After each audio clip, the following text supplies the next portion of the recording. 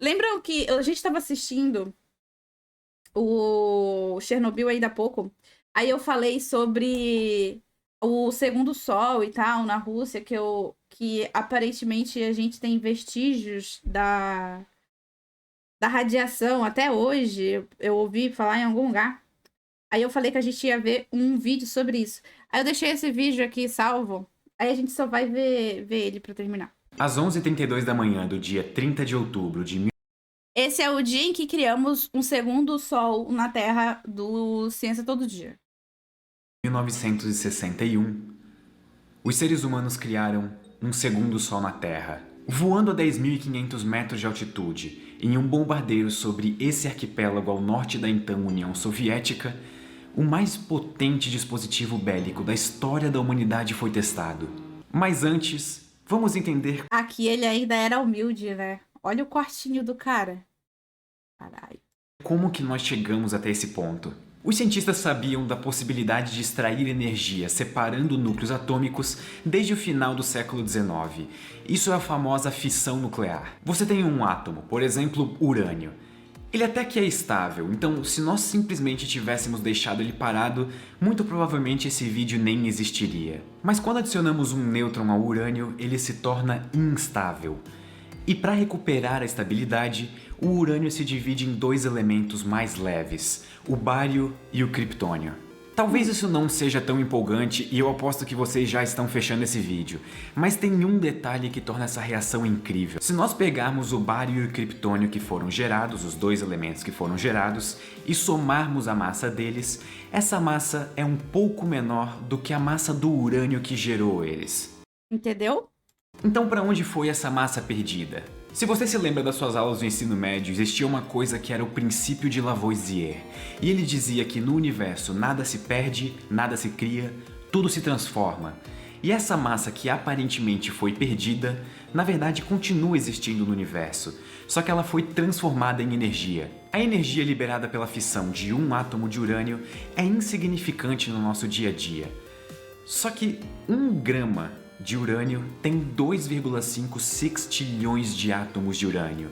Então, se você multiplicar essa pequena energia por 2,5 sextilhões, o resultado obviamente deixa de ser insignificante. A fissão completa de 1 grama de urânio libera energia o suficiente para abastecer 45 casas por um mês inteiro. Isso é bastante impressionante, é muita energia acumulada em uma pequena quantidade de matéria.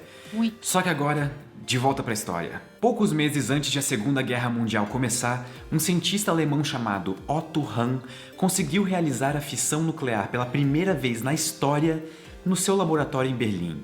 Agora nós estávamos oficialmente na era nuclear, mas não se deixe enganar pelo nome nuclear, porque ele possui um péssimo cartão de visitas. A fissão nuclear prometia um mundo com uma fonte de energia extremamente eficiente. Por exemplo, países que sofriam ou um dia sofreriam com a alta demanda energética praticamente teriam seus problemas solucionados de uma forma barata e muito eficiente. interessante, A notícia de Valide. que a fissão nuclear tinha sido feita pela primeira vez na história se espalhou rápido Legal pelo mesmo. mundo inteiro. Só que a alegria durou pouco, porque em 1939 a Alemanha invadiu a Polônia. Agora o mundo estava em guerra e o contexto era diferente. Como guerras influenciam diretamente na pesquisa e produção científica, o que antes era a promessa de uma energia extremamente eficiente, agora era a promessa de armas poderosas. Só que a Alemanha estava na frente dessa corrida. Então, em 1939, uma carta escrita pelo físico húngaro Leo Szilard e assinada por nada mais nada menos do que Albert Einstein alertou o então presidente americano Franklin Roosevelt de que a Alemanha talvez pudesse construir bombas atômicas. Então, talvez fosse uma boa ideia o governo americano começar o seu próprio programa nuclear. Spoiler: a Alemanha não fez uma bomba. E pouquíssimo tempo depois, em 1942, o Projeto Manhattan foi criado para desenvolver bombas atômicas para os Estados Unidos. Apenas 3 anos depois, em 1945, a primeira bomba nuclear da história da humanidade, fruto do Projeto Manhattan, foi testada. E só 21 dias depois do primeiro teste da história da humanidade, a cidade de Hiroshima, no Japão, foi bombardeada. Logo em seguida, 3 dias depois, foi a vez da cidade de Nagasaki. E apenas 3 dias depois da bomba de Nagasaki, o Japão se rendeu oficialmente, encerrando os 6 anos da Segunda Guerra Mundial. Ficou O vídeo poderia ter pianinho. acabado aqui, mas infelizmente ele não acaba.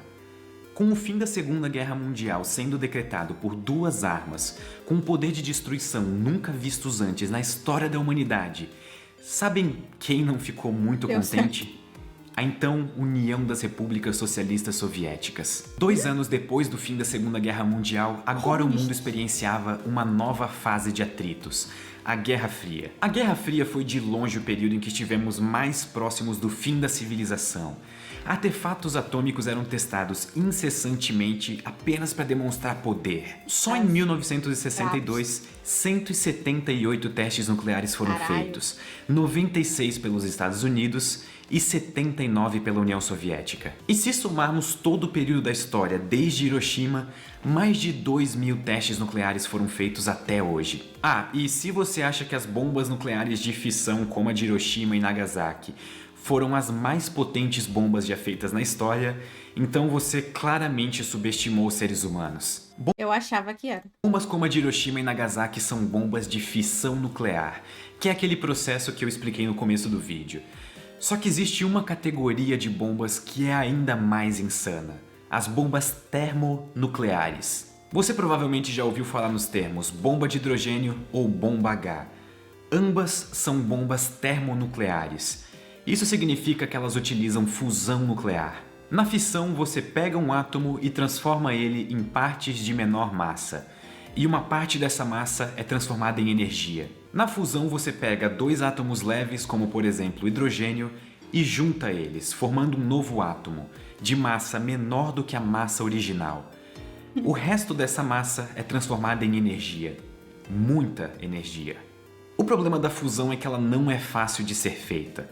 Nós precisamos de temperaturas altíssimas, Muito alto. como por exemplo os 15 milhões de graus Celsius no núcleo do Sol. E chutem onde aqui na Terra que nós vamos encontrar uma temperatura de 15 milhões de graus Celsius. Na explosão de uma bomba nuclear de fissão. De maneira simplificada, uma bomba de fusão nuclear funciona assim. Os caras são No primeiro malucos, né, estágio- mano? Os caras juntam 2 bombas. Que é uma bomba de 2 fissão. desgraça. Assim como as de Hiroshima e Nagasaki, explode. E isso gera temperaturas altíssimas, da ordem de 100 milhões de graus Celsius. Isso é mais do que 6 vezes a temperatura no núcleo do Sol. Então, um segundo estágio que contém o hidrogênio que vai servir como combustível para a fusão, aquece com essa bizarra temperatura. Primeira bomba, E de fica fato, segunda. a fusão Imagina você realmente testar isso. Foi muita loucura. começa a acontecer. E esse é um processo que leva uma pequeníssima fração de segundo. O resultado é uma bomba de hidrogênio. Ela é tão bizarra e colossal que só para ela ter chance de funcionar você precisa de uma explosão nuclear. E é aqui que nós voltamos ao começo do vídeo. Voando a 10.500 metros de altitude em um bombardeiro sobre esse arquipélago, ao norte da então União Soviética, o mais potente dispositivo bélico da história da humanidade foi testado: a bomba Tsar. A energia da bomba Tsar foi calculada em 1570 vezes a energia das bombas que explodiram sobre Hiroshima e Nagasaki somadas. O bombardeiro que carregou ela precisou ser pintado com uma tinta refletiva para não aquecer demais por causa da explosão. E ainda assim, a tripulação do bombardeiro só foi dada 50% de chances de sobreviver ao teste. 50% é muito. Pessoas a 270 quilômetros de distância relataram sentir o calor na pele da explosão. E a mais de 900 quilômetros de distância, janelas foram quebradas. Caralho. Isso é quase a distância entre São Paulo e Brasília. Apesar de ter explodido a cerca de 4 quilômetros de altura, a explosão gerou um abalo sísmico que pôde ser medido depois de dar 3 voltas na Terra. E a nuvem da explosão alcançou monstruosos 64 quilômetros de altura, 7 vezes a altura do Monte Everest, Imagina cair uma dessa em Brasília, mas é duro lá, acaba nós. passando da Ah, estratosfera. nós não, né? Só vocês. A era das bombas nucleares é uma triste lembrança do que a humanidade pode fazer com ela mesma. E os efeitos no corpo humano são sentidos até hoje. Você possui isótopos radioativos gerados em explosões nucleares no seu corpo nesse exato momento. E não importa o que você faça, eles vão continuar em você. E dependendo da sua idade, até nos seus filhos. Mas felizmente nós passamos dessa época. Nem tudo na tecnologia nuclear é sobre destruição. A energia que foi utilizada nessas armas pode muito bem ser utilizada por uma civilização responsável e consciente.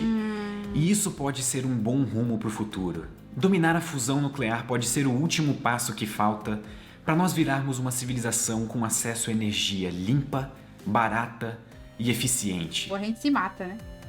Muito obrigado e até a próxima. Ou a gente se mata. Se você gostou desse vídeo, não esqueça de se inscrever no canal e se você quiser dar uma passada no nosso projeto do Catarse.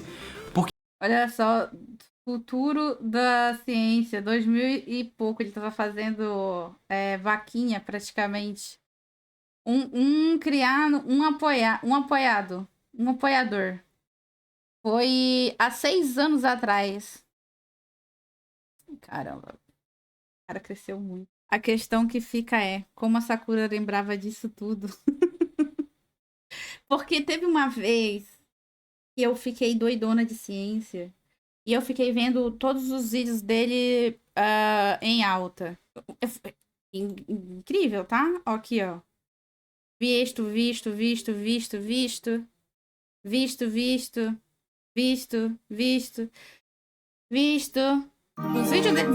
vídeos dele são muito bons. Em algum momento esse cérebro funcionou. É isso.